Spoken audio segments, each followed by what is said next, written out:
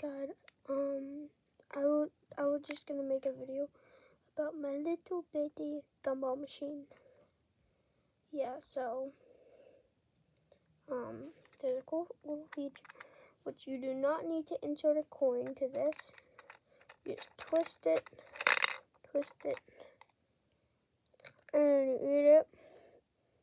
So yeah, that's what it is. So yeah.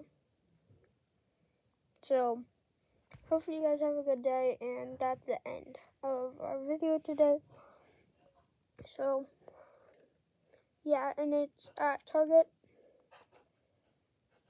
in the toys aisle, so you guys should go there and try to see it. So yeah, see you guys.